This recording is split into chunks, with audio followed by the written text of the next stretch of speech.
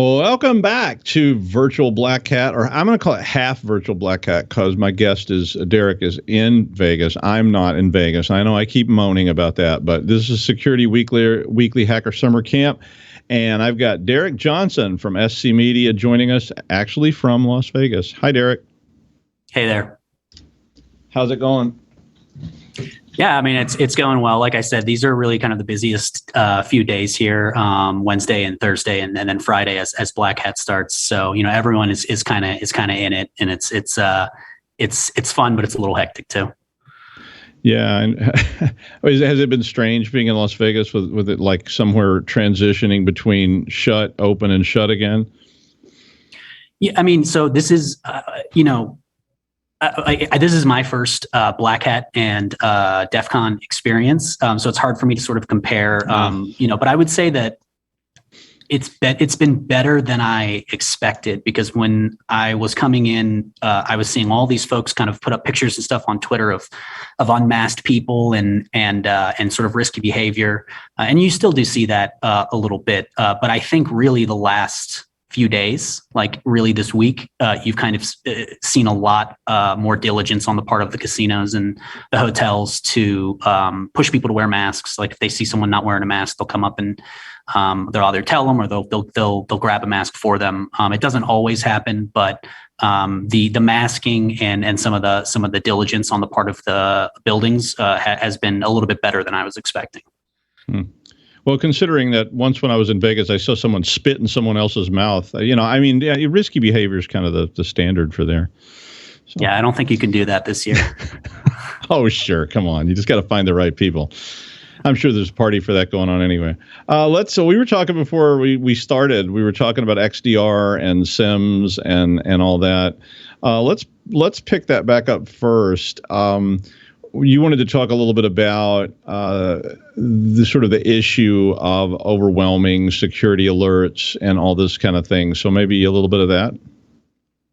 Yeah, and it's something that I've covered over the last year, sort of increasingly. Both, some of these security tools that you're hearing more and more about, whether it's EDR, XDR, whether it's SIEM, whether it's SOAR. And the promises that get made around them, and then really when you kind of scratch beneath the surface, a lot of the logistical issues when it comes to sort of processing massive amounts of telemetry. Some of these tools can be really great tools, and XDR, I think in particular, is having sort of kind of a moment. Where a lot of people see the potential for collecting and analyzing telemetry, not just sort of at the endpoint, but also the network, the cloud, other sources, and sort of really getting that more holistic sort of picture of what's happening, of who's trying to break into your systems, sort of where and how. The problem is that sort of, in a lot of cases, tends to create this massive haystack of noise and sort of false alerts that can really bury, the needle of that one threat, right? That ransomware signature that is the one you should have been paying attention to. You didn't even see it because there were sort of a million other alerts that were coming out, and you didn't really have a way to tell the difference between them, right? Sort of, just by looking at that massive amount of data. So it's a sort of a real problem with adopting some of these platforms and tools.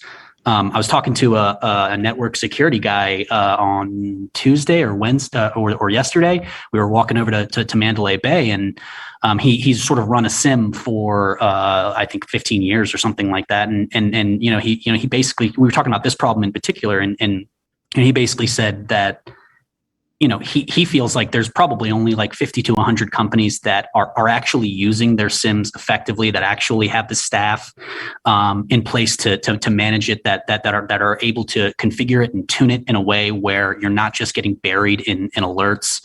I don't know if that number, that 50 to 100 number is I don't know if it's really that small, but it kind of illustrates, I think, that these tools in their current form are just limited, right? Not just for the businesses that can't afford them, but even for the businesses that can. Yeah, I mean, I know that I one time I got really interested in just messing with Snort, and I used to build Snort systems for schools and stuff. And one of the big complaints we always got about it was, it just overwhelms us. How do we tweak it so that it only alerts us when something serious is happening? And I got kind of interested and wrote a little program to just trigger every rule in Snort that was in the default setup, and and it was just like crazy. And I think you have so many tools at your disposal now, it gets a little overwhelming. And it certainly seems that way to me when I look at SIEM output, and it, even in a controlled environment, it's just so challenging to go through all that.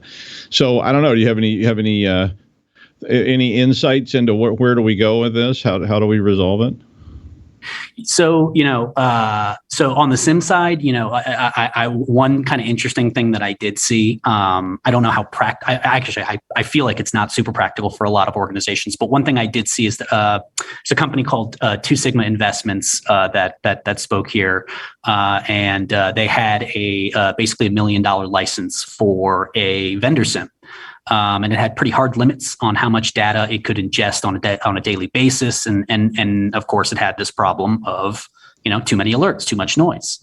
So they actually built their own SIEM. It was I think it was like 6,000 lines of code. It was like 9 months worth of FTEs, but it allowed them to really kind of customize their system in a way that provided sort of like a best of all worlds approach where, they could dramatically up the amount of data that they were ingesting. I think they were up to 5 petabytes a day.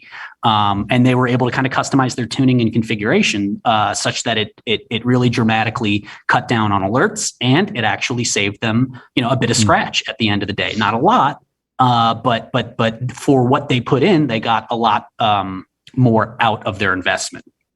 Problem there is that is not really a practical option for a lot of businesses, obviously, but it is one option. Overall, go ahead. Yeah, I was just going to say, overall, from the folks that I've spoken to about some of these tools, what's really going to salvage these systems for a lot of folks is automation, and it's the XDR vendors building better and smarter automation on the front end, basically to handle this problem of false positives and really cutting down the amount of alerts that security teams need to look at. And we can kind of get into that, but you can go on if you like. Well, I think I'm cynical about that because I've been being promised a flying car and automated SIEMs pretty much all my life, and none of it has arrived yet. So hopefully, I hope you're right. I'm not as optimistic. Well, and you shouldn't be, because the automation that we have right now the automation we have right now is the status quo, right? And it's the status quo, which is the same as what it was for you back in your day, right? Just you're not able to really leverage that automation to give you just that stuff that you really need to focus on and investigate. So you are basically, you're seeing a lot of XDR vendors acquiring startups sort of left and right that really excel at stuff like machine learning, like correlation and prediction, companies that really excel at logging and pulling data from all of these different sources, whether it's the cloud or email or kind of all these other things. So you're seeing XDR vendors recognize that this is a problem. You're seeing them recognize that it is a significant obstacle for a lot of organizations to use their product. And they're dumping a lot of money into technologies that can kind of improve that collection and automation process. I think I am like you, skeptical in the short term, but I think over the long term, I may be a little bit more optimistic, just because it seems like everybody's on the same page about what the potential value add would be with increased automation and kind of they're at least making heavy investments to get there. And so I think that is a positive sign. Okay. And you just I mean, something has to happen at some point. So it seems like we maybe eventually will get there. And in that light, let's talk a little bit about the SolarWinds lawsuit, because SolarWinds is spinning their response. And I am one of the people that over there had been saying for a long time that litigation and underwriting are things that are going to force change, because if you get sued, even though you always say this is too expensive, if litigation makes something even more expensive, maybe it's not as expensive as you thought. Actually, it is, but you want to tell us a little bit about that one? Yeah. So SolarWinds just filed their first sort of formal legal response to the lawsuit that was filed back in January, and I'll just kind of give just a brief bit of background on that, just so that folks kind of know where things were. So SolarWinds was sued by a class action of stockholders back in January. They had a multiple class actions that wound up merging into a single consolidated class.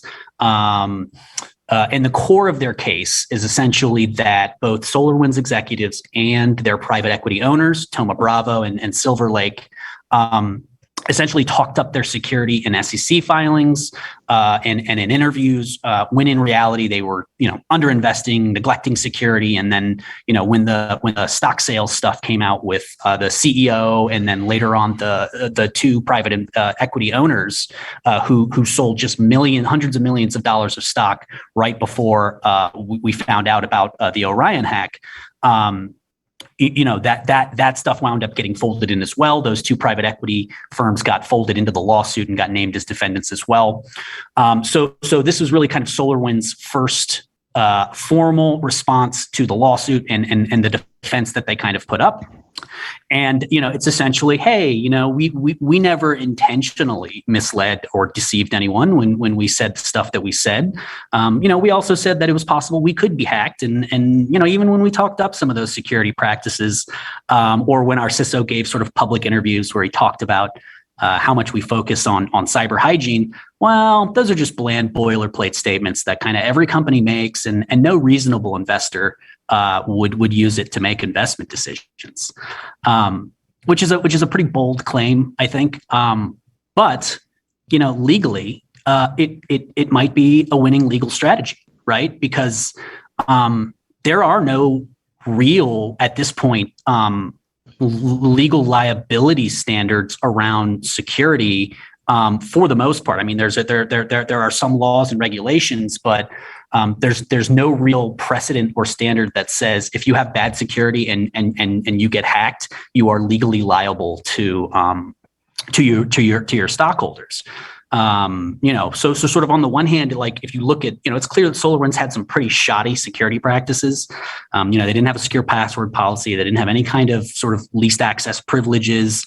There was that famous, SolarWinds 123 password for their build server. But, at the same time, it's not really clear that any of those practices directly contributed to the breach. And even if it did, it's not at all clear that it would make SolarWinds legally liable for getting compromised by, a sophisticated actor like SVR. So even as there's a sort of a lot of anger at these companies, I'm not sure that there is a legal precedent at this case where they can be held accountable through lawsuits like that. But I do agree that this is a question that is becoming a lot more relevant to not just this situation, but a lot of other companies, right? What's that legal threshold for accountability when a business gets hacked? How bad does your security have to be before it goes to, from this could happen to anyone to, you could have done more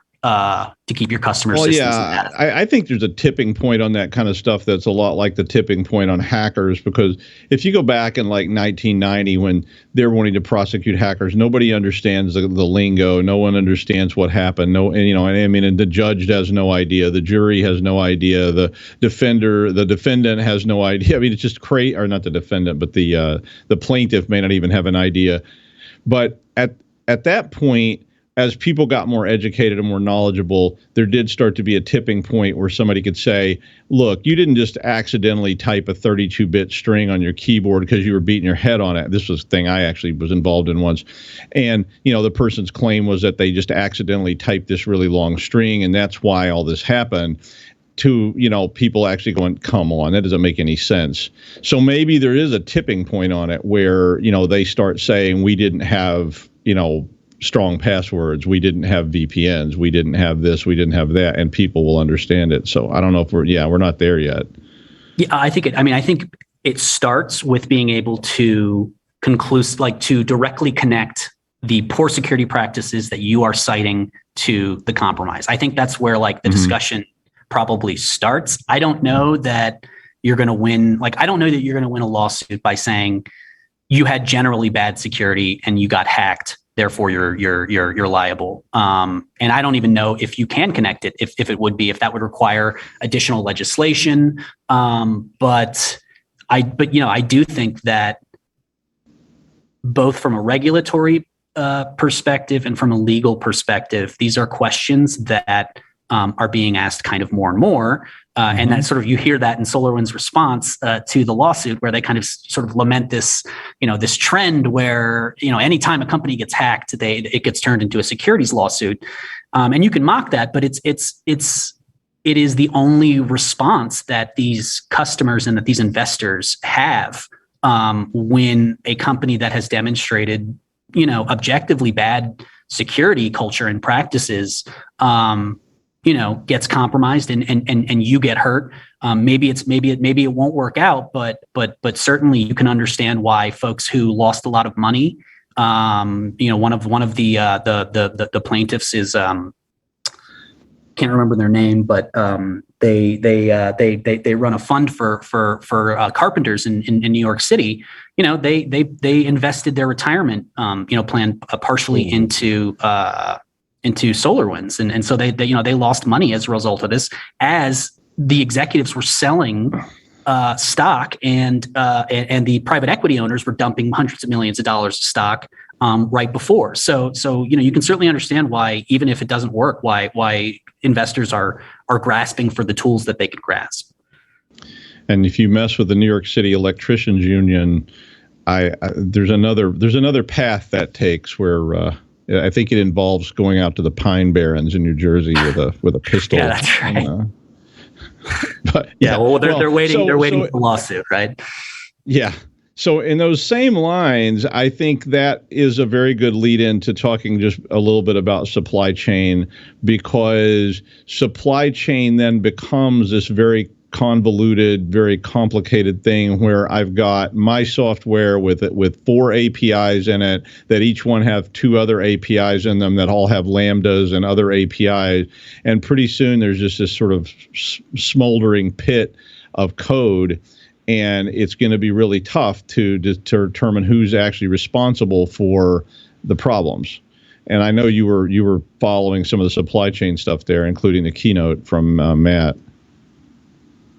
Yeah, and I mean, it's not like this was not known before, but I think kind of one of the major themes from Matt Tait, who's the chief operating officer at Corellium, he tweets his pwn all the things.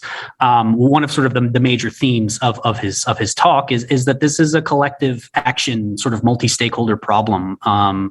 But when it comes to accountability, the stakeholders involved, sort of treat it like a game of hot potato, and they kind of try to hand off responsibility to some of the other parties. The U.S. government doesn't really have a lot of authority outside of its own agencies and contractors to kind of, mandate or regulate or enforce policies around supply chain attacks. They can do things like put out an executive order that can then be sort of a trend setter for the industry. You see that sometimes that happens. They have agencies like FBI and CISA that can provide support in the wake of some of these attacks. But that's just whack-a-mole, sort of on an individual basis, doesn't really address the problem at scale. We just talked about how the legal system doesn't really have any mechanism to force companies to actually take security seriously or hold them accountable if they don't. And companies and vendors still make shockingly insecure products out of the box, and they put the onus for things like configuration and tuning and oversight almost entirely on the shoulders of their end users and customers. And we just know that they're historically not capable of practicing either the necessary hygiene or tuning and configuring these things consistently. So I'll say of all those parties, I have the most sympathy for the end users and customers, because like I said, I don't think it really should be their responsibility outside of a few core areas. But it's this problem. It's everyone's problem, and no one wants to really kind of step up and take responsibility for it. Yeah, and I mean, just going back to some of the earlier stuff we were talking about, it's like most of the people that call me wanting advice or consulting or whatever, they barely have enough money to afford anything, and a lot of times, they want to buy a product that they feel will solve all their problems. And now I'm getting questions like, how do you know what's in this software? And I'm like, it's kind of like a hot dog. You just have to kind of eat it and hope you don't die. I mean, that's about as good as it gets right now.